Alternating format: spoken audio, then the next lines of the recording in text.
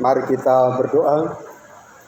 Tuhan Allah kami, saatnya tiba kami mau mendengarkan firman. Kami siapkan hati dan pikiran kami, berbicaralah Bapa.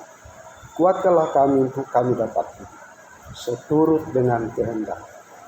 Amin. Damai sejahtera Allah yang melampaui segala akal, itulah kiranya yang menguasai hati dan pikiranmu dalam Kristus Yesus Tuhan kita. Amin. Shalom. Puji Tuhan, di hari yang besar, hari Pentakosta ini, kita merenungkan firman Tuhan dari Kisah Para Rasul pasal yang kedua. Ayatnya yang pertama sampai yang ke-13. Saya membacakan yang untuk kita demikian firman Tuhan. Ketika tiba hari Pentakosta, semua orang percaya berkumpul di satu tempat. Tiba-tiba turunlah dari langit suatu bunyi seperti tiupan angin keras yang memenuhi seluruh rumah di mana mereka duduk. Dan tampaklah kepada mereka lidah-lidah seperti nyala api yang bertebaran dan hinggap pada mereka masing-masing. Maka penuhlah mereka dengan Roh Kudus. Lalu mereka mulai berkata-kata dalam bahasa-bahasa lain, seperti yang diberikan Roh itu kepada mereka untuk mengatakannya. Waktu itu di Yerusalem diam orang-orang Yahudi yang saleh dari segala bangsa di bawah kolong langit ini. Ketika turun bunyi itu, berkerumunlah orang banyak. Mereka bingung karena mereka masing-masing mendengar rasul-rasul itu berkata-kata dalam bahasa mereka sendiri. Mereka semua tercengang-cengang dan heran lalu berkata, bukankah mereka semua yang berkata-kata itu orang Galilea? Bagaimana mungkin kita masing-masing mendengar mereka berkata-kata dalam bahasa kita sendiri, yaitu bahasa yang kita pakai di negeri asal kita. Kita orang Pertia, Media, Elam, penduduk Mesopotamia, Yudea dan Kapadokia, Pontus dan Asia, Frigia dan Pamfilia, Mesir dan daerah-daerah Libya yang berdekatan dengan Kirene, pendatang-pendatang dari Roma, baik orang Yahudi maupun penganut agama Yahudi, orang Kreta dan orang Arab. Kita mendengar mereka berkata-kata dalam bahasa kita sendiri tentang perbuatan-perbuatan besar yang dilakukan Allah. Mereka semua tercengang-cengang dan sangat termangu-mangu sambil berkata seorang kepada yang lain, apakah artinya ini? Tetapi orang lain menyindir, mereka sedang dimabuk oleh anggur. Demikian firman Tuhan. Saudaraku, hari di mana kita bergereja hari ini sesungguhnya adalah hari besar umat Kristen. Dari hari inilah dihitung 10 hari ke belakang, itulah hari kenaikan Yesus Kristus. Kenapa? Karena hari Pentakosta ini dalam perjanjian lama hari ke-50 setelah perayaan Paskah. Orang Yahudi merayakan itu selama 7 minggu. 7 minggu kali 7 berapa hari? 49 hari. Hari ke-50, hari Pentakosta. Mereka mengadakan perayaan buah sulung, hasil panen raya gandum. Mereka bawa itu ke rumah Allah, dipersembahkan kepada Tuhan. Dan pada peristiwa itulah Roh Kudus dicurahkan. Pada peristiwa itulah digenapi janji Tuhan. Pada peristiwa itulah berdiri yang namanya gereja, tubuh Kristus, jemaat Tuhan Yesus Kristus. Jadi hari yang satu ini adalah hari yang sangat istimewa bagi kita umat Tuhan. Walaupun setiap minggu kita gereja, sesungguhnya hari yang paling istimewa adalah hari Pentakosta. Istimewa kedua, hari kebangkitan Tuhan Yesus Kristus. Jadi kenapa kita bergereja hari Minggu? Kenapa tidak hari Sabtu? Ini penting. Kan hari Sabat itu kan Sabtu. Kita buat jadi hari Minggu. Apa itu salah? Tidak. Kenapa tidak salah? Karena firman Tuhan katakan 1 hari dari 7 hari itu adalah sabat bagi Tuhan Allah. Hari perhentian. Engkau bukan robot, engkau adalah manusia. Engkau ada letihnya. Engkau punya Tuhan yang harus mengabdi kepadanya. Sediakan satu waktu dalam setiap 7 hari. Jadi sabat itu ada 3, saudaraku ya. Ada sabat penciptaan. Sabat penciptaan itu ya memang Sabtu. Hari pertama, hari kedua, hari ketiga, hari ke-6 Allah menciptakan manusia segambar dengan rupanya, itu Jumat itu. Baru masuk hari ke-7, sabat bagi Tuhan Allah. Baru masuk hari pertama.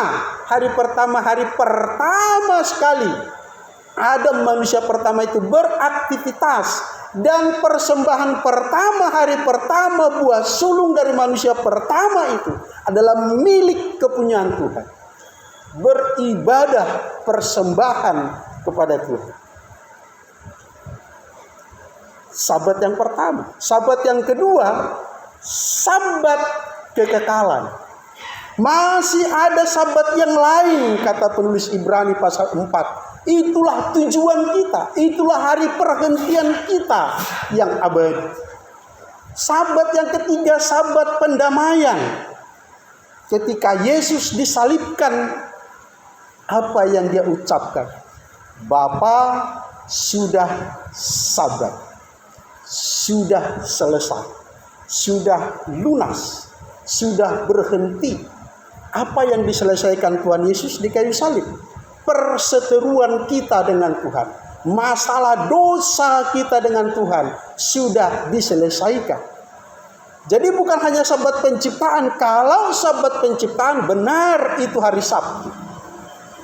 Jadi jangan kita merasa ya Advent itu lain ya. Tidak. Mereka betul-betul Kristen, betul-betul pengikut Yesus. Tetapi mereka beribadah pada hari Sabtu. Itu sah-sah saja. Tapi kita kenapa hari Minggu? Karena Yesus bangkit pada hari Minggu. Karena apa lagi? Hari pertama dari manusia pertama itu. Begitu Adam diciptakan hari ke-6, hari Jumat. Hari ke-7 sabat, gak bisa ngapa-ngapain kan? Engkau berhenti, Allah saja berhenti. Barulah buah sulung pertama, hari pertama, manusia pertama, ya hari Minggu, hari pertama itu. Itulah yang kita rayakan. Jadi setiap kita beribadah hari Minggu, ingatlah yang kamu rayakan. Kamu merayakan sabat penciptaan. Kamu merayakan sabat pendamaian. Kamu merayakan sabat kekekalan. Dan kamu merayakan hari berdirinya gereja hari ini. Hari Pentakosta. Hari Roh Kudus dicurahkan. Hari ini sungguh merupakan hari yang besar bagi umat Kristen. Walaupun ibadahnya seperti ibadah biasa. Camkan ini baik-baik. Lalu apa yang menjadi makna perayaan Pentakosta kita pada hari ini? Roh Kudus yang mempersatukan. Tapi saya memilih judul khotbah saya, Roh Kudus adimitra kita.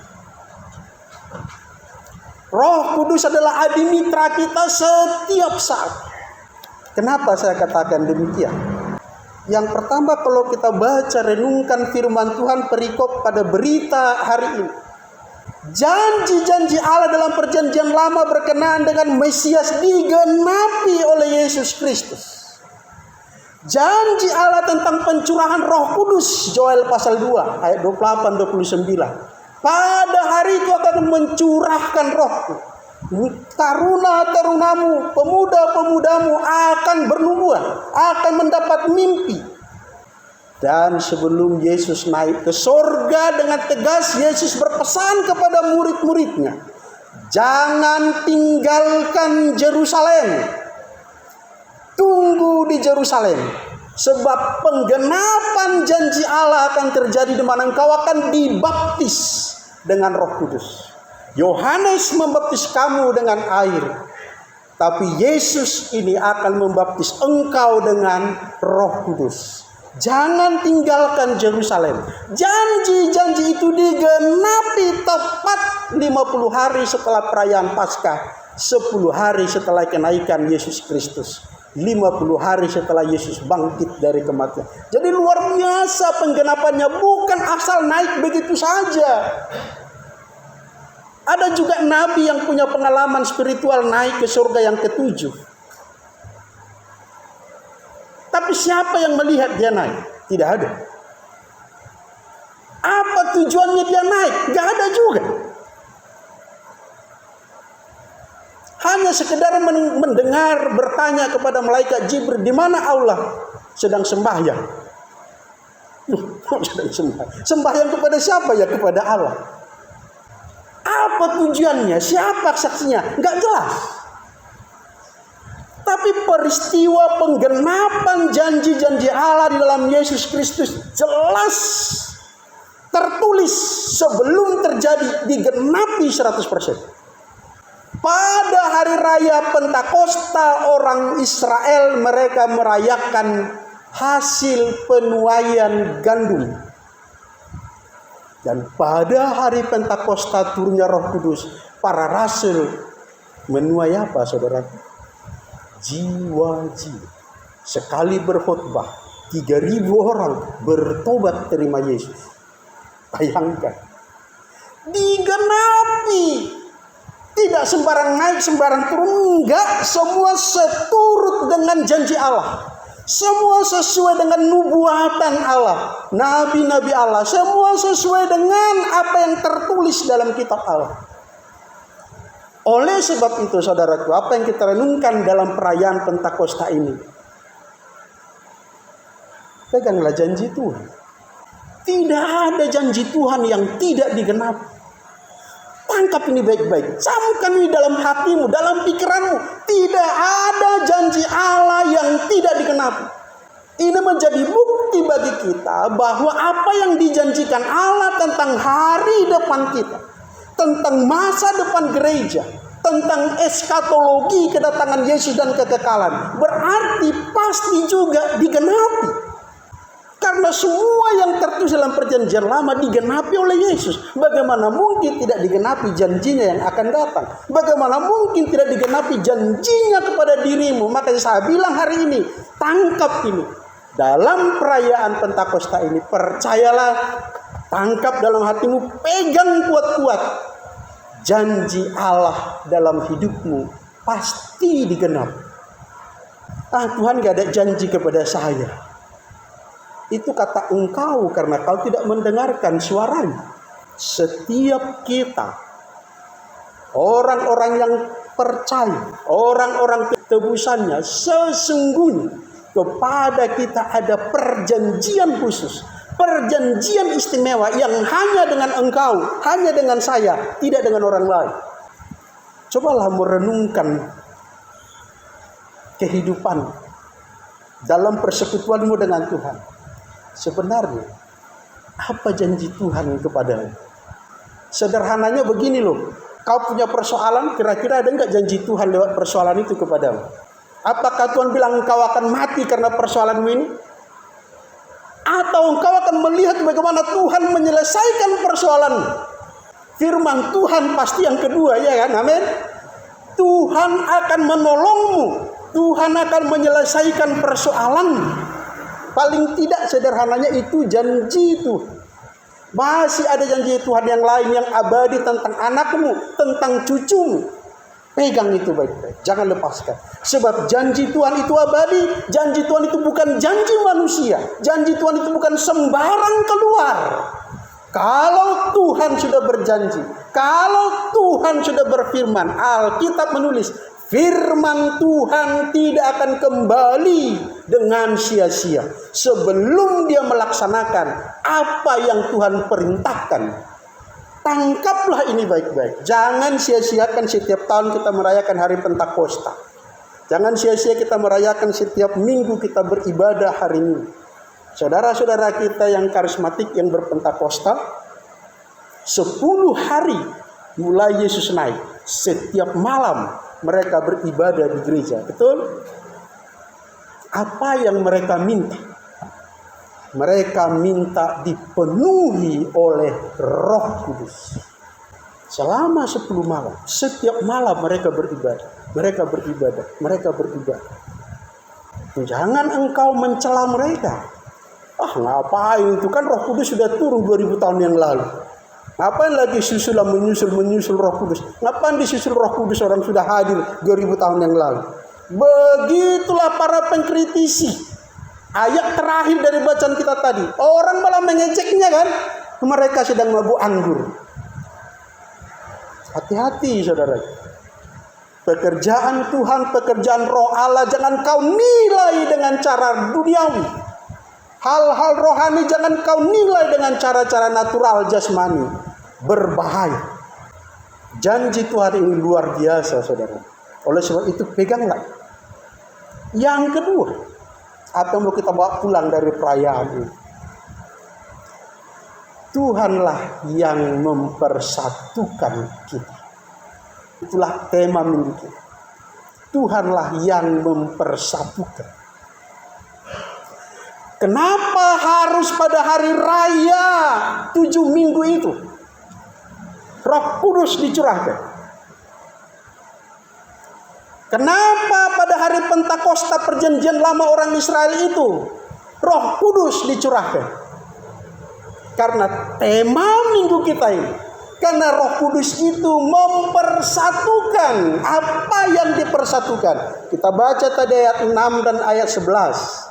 Ayat 5, ayat 5-11. Apa yang dipersatukan? Di Yerusalem berkumpul orang-orang saleh, orang-orang Yahudi dari seluruh penjuru bumi. Kenapa mereka berkumpul? Sedang merayakan hari Pentakosta. Haleluya.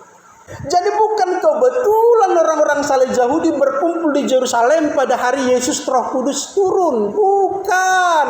Memang sudah dirancang sedemikian rupa. Semua yang terjadi dalam Alkitab, tidak ada satu pun itu yang kebetulan.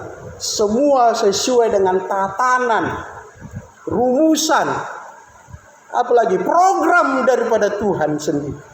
Pantaslah berkumpul orang-orang dari segala penjuru bumi di Yerusalem. Rupanya Tuhan sedang persiapkan bukan hanya untuk perayaan Pentakosta perjanjian lama, tapi sedang merayakan, menanti supaya engkau menyaksikan, engkau mengalami Roh Kudus dicurahkan sesuai dengan janjinya kepada nabi-nabi bahwa Roh Kudus akan dicurahkan. Engkau akan melihat Roh Kudus mempersatukan mereka di Yerusalem. Untuk tujuan apa? Supaya kita berperang melawan penganiaya gereja? Bukan. Supaya kita berperang melawan yang menutup gereja? Bukan. Supaya kita berperang kepada orang yang melarang beribadah? Bukan. Sama sekali bukan. Jadi mempersatukan untuk apa? Ngapain dipersatukan? Firman Tuhan dengan tegas. Mereka mendengarkan para rasul memberitakan pekerjaan Allah yang luar biasa. Wow. Mereka dipersatukan untuk mendengarkan Injil, berita keselamatan. Mereka dipersatukan untuk menerima janji Tuhan. Mereka dipersatukan untuk menjadi satu umat, satu bangsa pilihan Tuhan.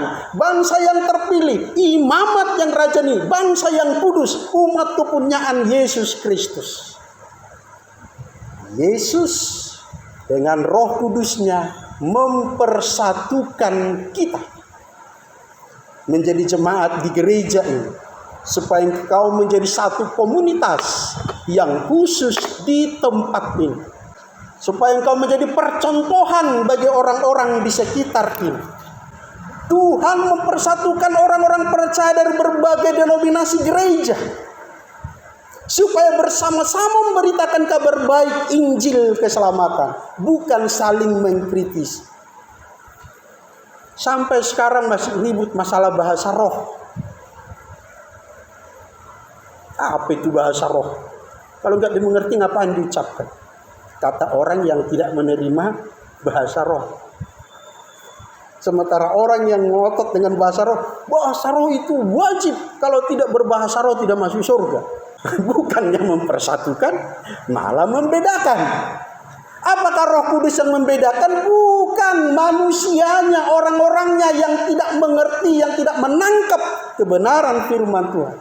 Dia berpikir kebenaran saja yang benar, kebenaran orang tidak. Tapi apa kata Alkitab? Alkitab berkata, 1 Korintus 12, lebih tepatnya 14. Coba kita buka. Kalau 12 tentang karunia, kita buka yang pasal 14-nya. 1 Korintus 14. 1 Korintus 14 ayat 2 sampai yang keempat. Siapa 1-2 ya? Siapa yang berkata-kata dengan bahasa roh, tidak berkata-kata dengan manusia, tetapi kepada Allah. Sebab tidak ada seorang pun yang mengerti bahasanya. Oleh roh ia mengucapkan hal-hal yang rahasia. Tetapi siapa yang bernubuat, ia berkata-kata kepada manusia. Ia membangun. Siapa yang dia membangun seperti, tetapi siapa yang bernubuat, ia membangun. Jadi ada glosolalia, ada bahasa lidah, ada bahasa roh yang berlaku hanya untuk diriku, dirimu sendiri. Tidak berlaku bagi orang lain. Tujuannya apa? Untuk membangun dirimu sendiri, membangkitkan imanmu, untuk engkau segera merasakan hadirat Tuhan secara pribadi. Tak berguna itu bagi orang lain. Berbahasa roh sini samping kirimu bising. Apa ini? Apa? Saudara kita yang gereja, yang Pentakosta dan karismatik, memang di tata ibadah mereka diberi waktu, diberi ruang, diberi kesempatan kepada setiap orang secara pribadi untuk melepaskan bahasa lidahnya, berglosolalia. Kalau di kita cukup berdoa secara pribadi dalam hal mengaku dosa. Kalau dalam tata ibadah mereka bukan hanya mengaku dosa, menikmati hadirat Tuhan, bersekutu secara pribadi berupa pujian, mazmur, nubuatan. Jadi ada karunia roh, karunia berbahasa roh yang memang hanya berguna bagi dirimu sendiri. Maka tak perlu kau bangga kau punya bahasa roh. Paulus bilang, bahasa rohku lebih sempurna dari bahasa rohmu. Tapi untuk apa itu kugunakan kalau engkau tidak mengerti? Gunakanlah itu untuk dirimu sendiri. Jangan pula kau tak membuka diri, anti dengan bahasa roh. Jangan.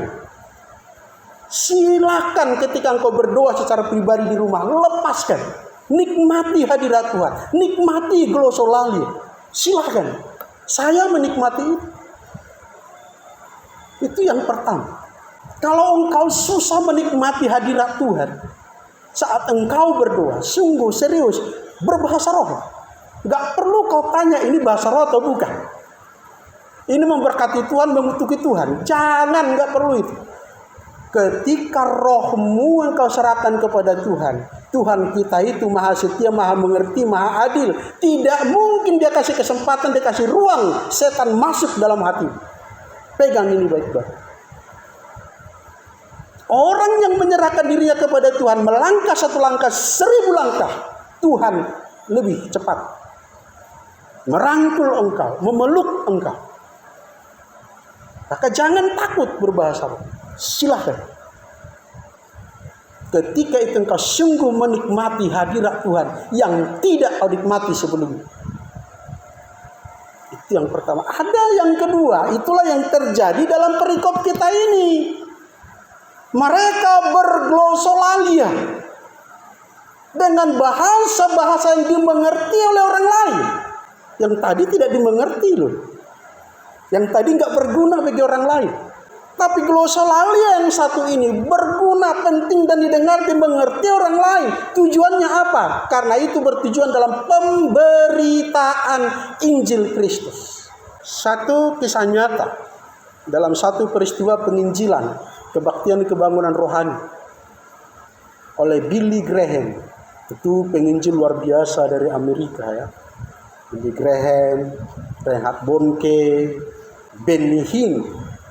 Ya, tapi ini ada pernah terjadi KKR di Cina. Billy Graham memimpin kebaktian.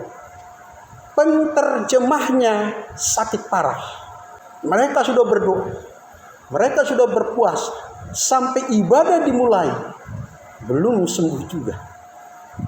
Mujizat tidak terjadi kepada penterjemahnya. Secara khusus, Billy Graham masuk ke ruang doa. Dia berdoa pribadi, dia berseru kepada Tuhan, Tuhan tolong. Ada ratusan ribu yang akan mendengarkan firman.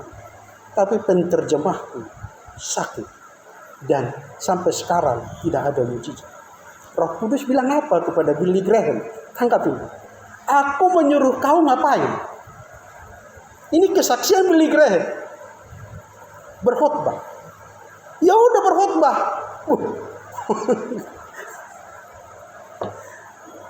Apa kata orang menawar lagi? Tidak, saudaraku. Aku suruh kau ngapain ke sini? Berkhotbah. Ya sudah berkhotbah. Billy Graham berkhotbah dalam bahasa Inggris. Saudara tahu? Orang Cina yang mendengarnya dalam bahasa Cina. Ribuan orang bertobat terima Yesus. Inilah glosolalia dalam bahasa-bahasa lain yang dimengerti orang lain. Kenapa yang lain dimengerti, yang lain tidak? Yang tidak dimengerti orang lain tadi hanya berguna untuk dirimu. Tak perlu dimengerti orang. Rohmu dengan roh Tuhan yang saling berkomunikasi. Tetapi kalau glosolalia untuk berkenaan dengan pemberitaan Injil, sekalipun engkau bahasa Batak, bahasa Jawa, orang Nias bisa ngerti. Inilah karunia bahasa roh glosolalia untuk pemberitaan Injil. Maka jangan saling menyalahkan. Roh Kudus itu mempersatukan. Kau beda dengan kami. Kami nggak ada 10 malam. Apa itu 10 malam? Kau beda dengan kami. Apa itu bahasa roh? Sandal kumana. Kenapa nggak kau jaga sandalmu? Itu kata orang yang mengejek bahasa roh. Apa untungnya bagimu? Tidak ada untung. Malah engkau mengurangi kapasitasmu untuk Roh Kudus berkarya leluasa dalam hidup. Oleh sebab itu, saudara kekasih itu, buka hati untuk Roh Kudus, untuk belajar menghargai, mengasihi, menerima denominasi yang berbeda dari gereja. Yang kedua, jadi jangan sudah sampai 2024, berarti 2024 kali dirayakan Pentakosta, masih mempersoalkan bahasa roh itu dari Alkitab atau enggak, dari Tuhan atau tidak, bahaya. Sudah pasti dari Tuhan, Alkitab yang menyebutnya. Yang ketiga, saudara dikasihi oleh Tuhan, apa berkat dari perayaan Pentakosta hari? Jadikan Roh Kudus itu adimitramu. Kalau namanya adimitra, mitra, teman di luar nalar, mitra di luar logika, mitra di luar natural, mitra spiritual, mitra yang luar biasa, mitra yang tidak terjangkau oleh manusia. Jadikan Roh Kudus adimitramu dalam bekerja, dalam hidup, dalam berumah tangga, dalam sekolah. Ketika engkau menjadikan Roh Kudus adimitramu, engkau akan melihat betapa dahsyatnya Roh Kudus itu. 3,5 tahun 12 murid Yesus bersama dengan Yesus. 3,5 tahun. Itu bukan waktu yang singkat ya. Kalau kuliah sudah sarjana. Tapi apakah kualitas yang ditampilkan oleh murid-murid Yesus? Yesus Maha Guru, Guru segala guru, Tuhan segala Tuhan. 24 jam dalam sehari selama 3,5 tahun mereka bersama, makan bersama, minum bersama, melayani bersama. Tapi Yudas sanggup mengkhianati. Jangan hanya Judas saja kau soroti. 11 murid lainnya pengecut. Ketika Yesus ditangkap, semua pada lari. Betul enggak? Ada enggak yang berani? Tuhan, biar aku yang pikul salibnya. Ada enggak? Petrus ngomong begitu? Yohanes? Yakobus? Tidak satu pun.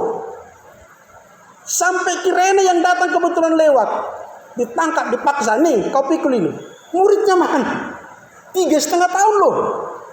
Kan logikanya Petrus yang ngomong tadi, Tuhan, lalu dipotongnya si kuping siapa? Si Malkus ya. Potongnya menunjukkan dia adalah bodyguard, pengawal daripada Tuhan. Wow, keren. Pengawal Tuhan, bro. Ya, saudara kita punya pengawal Tuhan juga kan? Ada pengawal Tuhan mereka. Darahmu halal demi Tuhan. Nah, Petrus mau begitu. Sembelih itu telinga, ceng, putus. Jangan takut bos, aku ada di sini. Yesus bilang apa? Simpan pedang itu, kau nggak mengerti, tempel lagi di kuping. Tidak ada satupun yang berani maju. Padahal mereka melihat dengan mata mereka sendiri betapa sucinya Yesus ini. Betapa salehnya Yesus ini. Betapa tidak bersalahnya Yesus ini. Betapa tidak pantas mendapat hukuman. Tapi mereka sanggup, Petrus sanggup melihat di depan matanya Yesus dilibasi, dicambuki, tercabik-cabik, diludahi. Petrus hanya lihat aja ya. Anak kecil nanya, kau satu kan? Oh enggak. Menyangkal lagi mah. Tapi saudaraku, apa yang terjadi kemudian? Begitu peristiwa ini terjadi, begitu Roh Kudus turun, mereka menangkap, mereka merespon, mereka menerima Roh Kudus itu, sesuatu terjadi. Ada perubahan yang radikal. 180 derajat. Yang tadinya pengecut menjadi pemberani. Kalau kita baca di ayat 4:15 itu, khotbah Petrus ya. Berapa ribu bertobat? Ketemu 41. Mari kita baca sama-sama. Orang satu daya. Orang-orang yang menerima perkataannya itu memberi diri dibaptis. Dan pada hari itu jumlah mereka bertambah kira-kira 3.000 jiwa. Wow, si pengecut menjadi pemberani. Yang tidak tahu bicara menjadi pandai berkhotbah. Ada perubahan. Kenapa? Roh Kudus sudah menjadi adimitra mereka. Kalau dukun saja yang menemaninya hanya roh yang biasa, roh kegelapan, bisa melakukan yang di luar nalar manusia. Loh, mana lebih hebat? Mana lebih hebat Roh Kudusmu daripada roh dukun itu? Maukah engkau membuka hati kepada Roh Kudus itu, supaya dia bekerja di dalam dirimu, sehingga engkau menjadi manusia yang tidak terbatas, sama seperti Petrus, sama seperti Yohanes. Yohanes sampai digoreng gak mati-mati.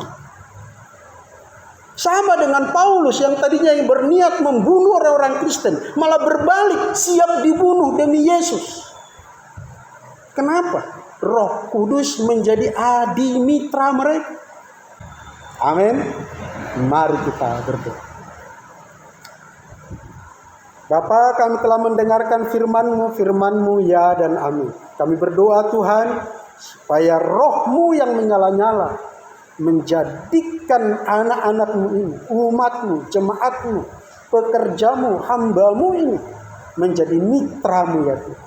Aku berdoa supaya mereka membuka hati, menjadikan Engkau ya Allah Roh Kudus menjadi adimitra mereka, sehingga Engkau mengubahkan mereka dari manusia biasa menjadi manusia yang luar biasa.